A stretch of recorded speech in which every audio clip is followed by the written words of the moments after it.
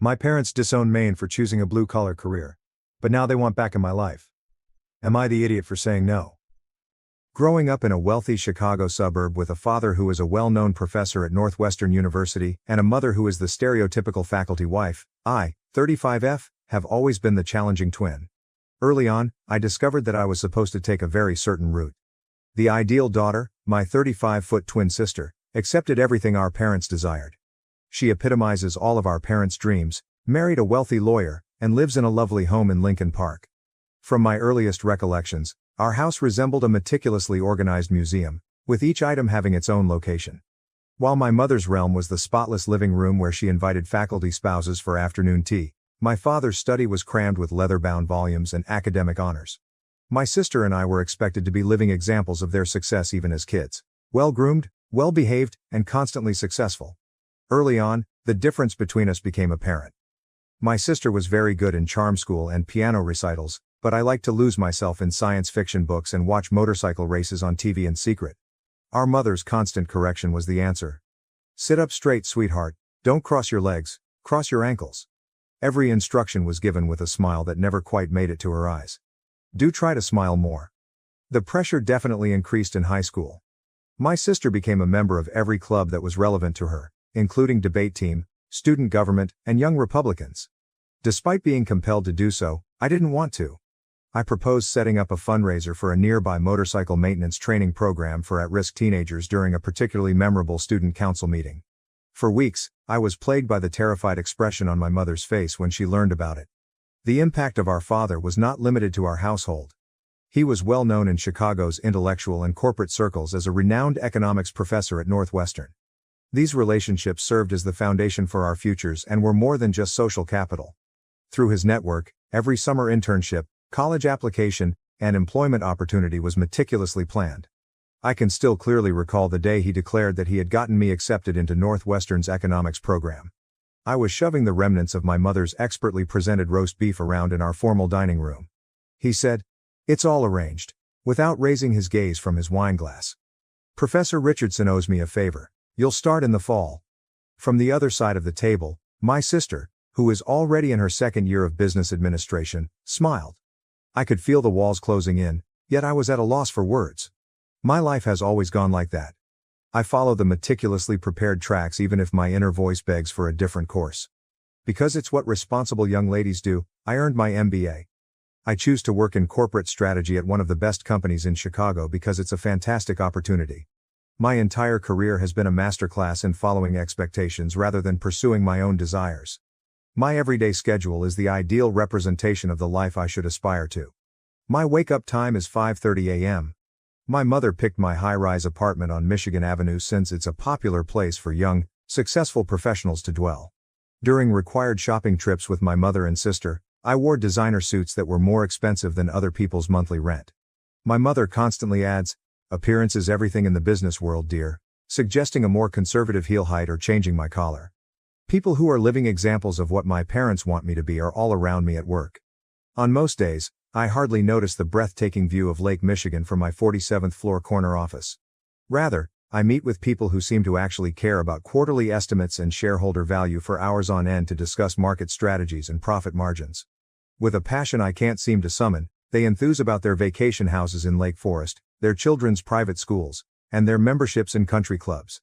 In an effort to keep us close, our mother insists that my sister come to lunch with me every Wednesday. Perfectly groomed and typically fresh from a board meeting at one of her numerous charitable organizations, she comes at precisely 12:30.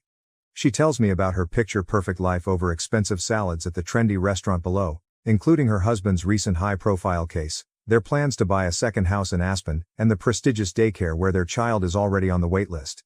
She gently wiped her lips with a handkerchief last week and advised me, "You should join the junior league. Mother thinks it would be good for your social connections. Besides, you need to start thinking about marriage. All the best eligible men are involved in charity work." I instinctively agreed, as I've come to do when my family offers advice on how to live my life. In all honesty, this world of manufactured perfection is smothering me. While my colleagues enthusiastically debate market penetration tactics and hostile takeovers in meetings, I can't help but stare at the construction workers in the building across the street. They're making something substantial, doing something real. I can be so envious of them at times that it hurts. I found myself scribbling motorcycle ideas in the margins of my notes during a particularly dull budget discussion last month. Upon noticing, my direct report looked at me with anxiety. I promptly turned to a blank page and made myself concentrate on the supply chain efficiency optimization PowerPoint presentation. I heard him express concern to another management later that day over my dedication to the company's mission. Weekends are the worst. I'm stuck driving through the city's industrial areas while my sister and her husband go to country club parties and charity galas. I pretend that I'm working late, but in reality, I'm drawn to the unadulterated, authentic elements of Chicago that they deny exist. I observe those who make things with their hands and appear to truly like what they do, such as welders at their shops, artists in their studios, and mechanics working on automobiles. Everything changed last night. My BMW, my father's thoughtfully selected graduation present, began to make a menacing grinding sound after yet another heartbreaking day of acting as though I cared about market forecasts. I was in the wrong part of town, as my mother used to say, but I had to stop or risk getting stuck. Just before closing time, I stopped into a nearby auto repair shop and saw the check engine light flash mockingly. I met Jake at that time. With a welding torch in hand, Jake, 35, was the final guy left working, hunched over a handmade motorbike frame. Jake was authentic, work boots, faded trousers, and hands that demonstrated he truly made a living, in contrast to the polished business people my parents are constantly attempting to pair me with. He looked up and grinned, but it wasn't the staged smile I see at business events. It was sincere, it extended to his eyes. Timing belt's about to go, he observed, having listened to my engine for less than a minute. I can fix it now if you want to wait. Simple competence without any corporate language or ulterior motives. Even though I could hear my mother's disapproving voice in my mind about being in that neighborhood after dark, I found myself nodding. We chatted while he worked. Jake shared with me his experiences progressing from simple welding to more complex metalwork, his aspirations to start his own custom fabrication business, and his passion for creating things by hand. He showed me the motorcycle he was restoring, which fused contemporary engineering with vintage design. My practiced presentations about market expansion strategies seemed insignificant in comparison to the enthusiasm in his voice as he described the technical specifics. He said, "Want to see something cool?" He fixed my car and then showed me a part of the business with a number of finished projects. Every piece was distinct, the ideal fusion of creativity and utility. After years of moving papers in my corner office, I felt more a part of actual production as I ran my fingers over the beautiful curves of the metal. We ended up sipping coffee from the shop's antiquated vending machine and spoke until long after midnight. Jake told me about his upbringing with a single mother who was a nurse, his time at community college studying his craft, and the joy he gets from making something enduring by hand. I started talking more about my life, including the oppressive expectations, the constant comparisons to my sister, and the increasing sense that I was living someone else's fantasy. "You know," he began slowly, "metal's interesting. People think it's rigid, unchangeable, but with the right heat and pressure, it can become anything. Sometimes the most beautiful pieces come from metal that's been stressed and reformed." I did not fail to notice the metaphor. I've been seeing Jake practically every day since that night. After work in the shop, he has been teaching me the fundamentals of welding. The process itself is immensely fulfilling, the concentration needed, the observable outcomes, the way two disparate parts are permanently fused together. In contrast, nothing feels real in the fleeting realm of business strategy. Jake took me on my first motorbike ride around Lake Michigan last weekend. There were no conference calls, shareholder expectations, or family pressures, just the wind, the road, and the sensation of being fully alive. The freedom was exhilarating. In Wisconsin, we made a stop at a tiny diner, the kind of establishment my mother would never enter. It was the best coffee I've ever had at any of Chicago's best eateries. Jake is taking me to meet his mother tomorrow. Despite being retired, she continues to volunteer at the nearby hospital. Instead of the required awe I give my parents at Sunday dinners, he speaks about her with such sincere love and respect. I've never been more anxious before a corporate presentation than I am now. What's coming, I know. My folks will need to hear about Jake soon. My mother will weep, my father will threaten to cut me off, and my sister will be appalled. However, I'm prepared to make my own decisions for the first time in my life. I feel like I'm finally becoming into the person I was destined to be, not the person my parents wanted me to be, when Jake smiles at me. Perhaps having the guts to live genuinely is what true success looks like, rather than having a prominent location or corner office. I feel more alive than ever, yet I'm also scared. First update. 3 months have passed since my previous post, and a lot has changed. When I eventually told my parents about Jake, It was a complete disaster, worse than I could have imagined. I decided to tell them during our Sunday meal, which was required. My father's face went a shade of crimson I had never seen before when I revealed that Jake was a welder. My mother let her sterling silver fork fall to the exquisite china, clattering. Like a gunshot, the boom reverberated across our suddenly quiet dining room. My father spat the phrase, "a welder," as if it were toxic. "After everything we've invested in you, after all the connections I've built." For about 20 minutes, he launched into a tirade about family reputation and social status. My mother would alternate between giving me looks of complete betrayal and wiping her eyes with an embroidered handkerchief. At first, my sister, who was there with her lawyer husband, genuinely chuckled, assuming it was a joke. Her face took on an expression of sheer fear as she realized I was genuine. She growled from the other side of the table. "You can't be serious. What about Richard from the golf club? His family's been asking about you." When I told Jake that I was thinking of quitting my corporate position to assist him in launching his custom fabrication company, the situation became heated. My father got to his feet so suddenly that his chair toppled over. "You are no longer welcome in this family if you pursue this absurd fantasy," he said, his voice shaking with anger. The peace that swept over me at hearing it was unexpected, but I had anticipated the threat. My sister's expensive outfit, my mother's exquisitely placed flowers, the oil paintings, and the crystal chandelier in the formal dining room all seemed to me to be of no use anymore. I said, "Then I guess this is goodbye," and got to my feet. Despite my mother's theatrical gasp, I kept gathering my belongings. My sister followed me into the foyer as I made my way to the door. She cautioned, "You're making a huge mistake. You're throwing away everything we were raised to be." "No," I said, getting stronger every step of the way. "I'm finally becoming who I really am. There have been many developments over the last 3 months. To the surprise of my coworkers, I left my corporate job. An emergency board meeting was called in response to my resignation letter, and my former employer continues to send me letters every week urging me to come back. Jake and I have been working tirelessly to launch our own company. In an industrial neighborhood, we discovered the ideal location. Although it needs some maintenance, there is a lot of potential and the rent is fair. My commercial experience is proven surprisingly helpful in establishing up our organization, and Jake's underwater welding talent has already drawn several significant clients.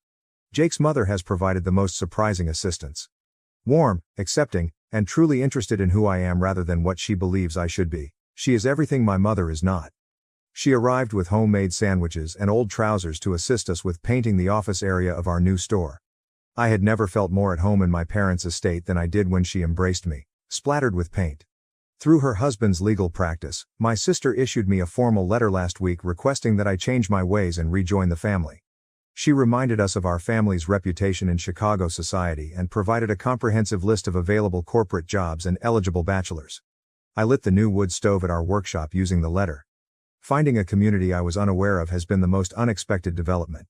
We have been greeted warmly by our neighbors in the industrial area. We get coffee in the mornings from the car repair shop next door, and the local artists collective has already commissioned a number of custom metal works for their next show. Next month, Jake and I will tie the knot. There won't be a country club reception, a beautiful gown, or the society wedding my parents have been planning for me since I was born. In the workshop, surrounded by the things we've created together and the individuals who genuinely support us, we're holding a modest ceremony instead. The invitation was sent back unopened by my parents. Another legal letter from my sister threatened to declare me mentally incompetent.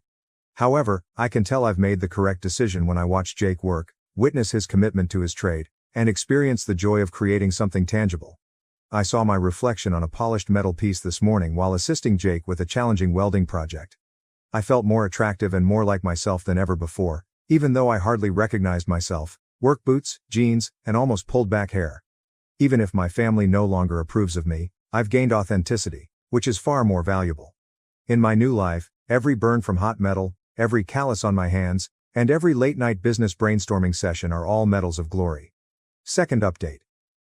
After 6 months of marriage, Jake and I have experienced some unexpected changes in our lives. The most exciting news is that Jake's underwater welding certification has opened up contracts we never thought were feasible. Due in large part to Jake's specialist abilities being in great demand for marine infrastructure projects, our tiny business has grown quicker than we could have imagined. We secured a significant underwater repair contract with the Chicago Port Authority last month. I recognize the irony. The same blue-collar jobs that my parents mocked now generate more money each year than my previous corporate job did. With more specialized tasks, our custom fabrication business is flourishing, and Jake's salary has risen to $150,000. However, success has presented unforeseen difficulties. Surprisingly, word of our expanding company made its way to my former corporate circles in Chicago's industrial area. My old coworkers have begun contacting me, some with sincere congrats, others with barely concealed interest in our small business. My former boss called last week to propose a consultancy arrangement. I declined courteously. Our appearance in a local business publication was the biggest step forward. The article highlighted our special blend of technical know-how and business savvy, with a focus on successful career transitions. For the first time in months, my sister texted me the morning it was released. The article was read by me. "Congratulations, I guess," she wrote. "Jake's mother is no longer only his mother-in-law. I've always hoped I had a parent like her. She frequently stops by the shop with handmade food and a sincere interest in what we do. She recently assisted us in setting up a training program for aspiring welders, a cause close to her heart after witnessing the transformative power of welding on her son's life. Our workshop has developed into a gathering place for the neighborhood. In addition to hiring 3 local apprentice welders, we have begun providing weekend workshops for those with an interest in metalworking. We have worked with a number of local artists on public art projects, and the owner of the car repair company next door sends his younger mechanics to learn from Jake. The work's physical demands have altered me in unexpected ways. Work clothes that are useful have taken the place of my luxury suits, which are still hanging unworn at the back of our wardrobe. I have developed muscles I never knew existed, and my hands are now calloused. There are more than just physical improvements though. I now carry myself with a confidence that comes from doing something real rather than merely promoting papers. An unusual encounter occurred last week. At our workshop, I was overseeing a delivery when a beautiful Mercedes arrived. My sister's husband came out, looking totally out of place in his fitted suit. His legal firm wants to hire us to do some underwater inspections on their marina properties, therefore he would bring a business proposal. It was an uncomfortable but illuminating conversation. He acknowledged that everyone was surprised by our achievement. He hesitated before departing, saying, "Your sister follows your business in the news, but your father still won't talk about it. You seem different," he said to her. "Happier?" My mother would be horrified by the rhythm that has been established in our home life. We decided to put practicality ahead of elegance and purchased a modest home in a developing neighborhood. Our furniture is a combination of items we welded ourselves and old treasures. Although the garden isn't as well kept as my parents' estate, it is thriving with herbs and vegetables that we utilize on a daily basis. The wedding pictures, which were taken by a local artist who captured the genuine moments, arrived lately rather than by a society photographer. One shows Jake and I in safety gear, totally focused on the task at hand as he teaches me how to weld an ornamental arch for the ceremony. Another depicts us dancing in the workshop with our chosen family and our creations. As I look at them, I see that we have created something that, in spite of their wealth, my parents never had. True happiness. We've begun discussing starting a family, which raises more questions. I consider the principles we wish to impart. The value of creating, pursuing your own path, and gauging success based on fulfillment rather than prestige. My own parents have no idea that they could ever have grandkids, and Jake's mother breaks down whenever we bring up the subject. I found out yesterday that our workshop had received an invitation to my sister's forthcoming charity event. The note in the envelope wasn't what I expected, but it was addressed in her well-known handwriting. "I miss you," she sent. I haven't replied yet, but I said, "Maybe we could talk." A part of me understands that I can never return to my former self, but another part of me wants to make amends. Our most recent endeavor is a massive public artwork for the city that consists of several metal sculptures that symbolize change. I consider how much we've changed together as I watch Jake work on it, transforming metal into flowing shapes that seem to defy their material nature. Me from a corporate puppet to someone who at last feels real, and him from a talented carpenter to a prosperous business owner. The silent moment when we all shut up the workshop is the highlight of the day. Looking at what we've created, both the actual company and our life together, makes me feel accomplished in a way that no corporate success ever did. Even though my hands are rough today and my clothes smell like metal and honest labor, my heart is fuller than it was in my past existence. Life tends to come full circle. I hadn't seen my parents in more than a year until they unexpectedly dropped by our studio yesterday. They appeared smaller in some way. Northwestern's scandal had cost them dearly. Due to claims of harassment, my father, who was once a proud professor, was forced to leave. The very thing they valued above all else, their social standing, had fallen apart.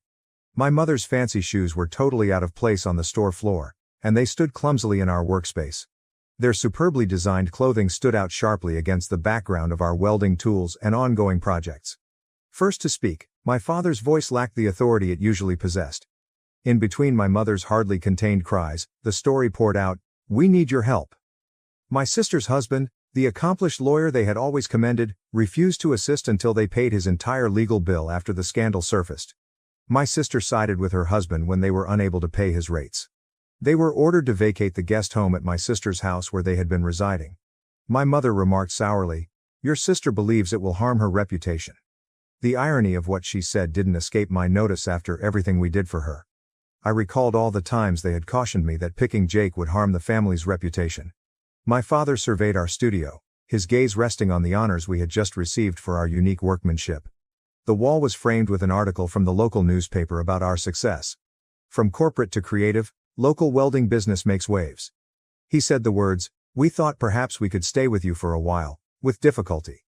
Behind me, I sensed Jake's steady, encouraging presence as usual. He quit his job, but he didn't get involved, so I was free to manage my family the way I wanted. That small gesture of respect and trust said a lot about our relationship. When I truly looked at my parents, I realized what they were no longer able to conceal. The flawless facade was crumbling, and the fine clothing were a little shabby. They were here because they had nowhere else to go, not because they had accepted me or my decisions. "No," I answered in a firm voice. "You can't stay with us." The phrase released something I had been holding on to for too long, like a key turning in a lock. "You threw me out of the family when I chose this life. You can't come back now just because you need something." My mom's face fell flat. She begged, "But we're your parents." A hint of my father's former authority emerged as his face darkened. "After everything we've done for you." I cut in. "That's exactly the problem.